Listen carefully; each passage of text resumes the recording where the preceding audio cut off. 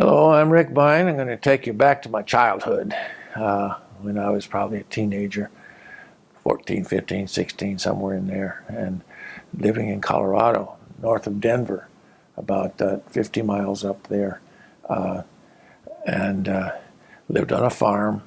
And you can see on the map there, our farm there.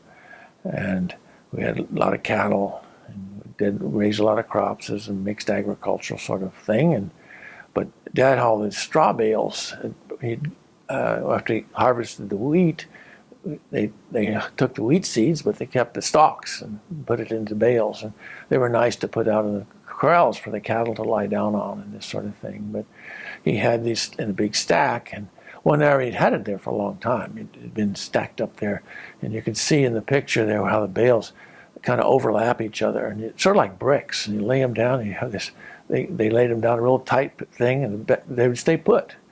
And so, as kids, we got on there, and my siblings and neighbor kids, we got in, and we decided we were going to move the bales around, and we made a fortress out of it. And we made a big wall around it, and with the walls, extended or all the way on the pile. And then inside, then we realized that we could make tunnels, because we could, where there was a bale, we don't put one, we just cross bales over the top of it and leave a gap in there. And so we made these tunnels all through this pile. And at one point we made a big room in there, put boards across it, and we get down and put straw on top of that, straw bales. And so you couldn't see it. It looked like a normal straw stack, but it was all right there. And so we had a lot of fun playing there. I remember we brought kids out. One kid came out from town. He was real afraid to go inside the thing. I felt maybe he had some phobia about being trapped in there. We finally got him to go in, and of course we had to pick on him a little bit. So once he got into the little tunnel, as he's crawling through, we blocked the exit and the way he went in. So he was trapped there. We left him in there for about 10 or 15 minutes and gave him a real bad time. I don't know how he ever overcame that or not, but as teenagers, we didn't really think about that sort of thing. But anyway, that was some of the antics we did with it. But we had a lot of fun in the fort and looking around. And every time we went out there, we would change things and make something different.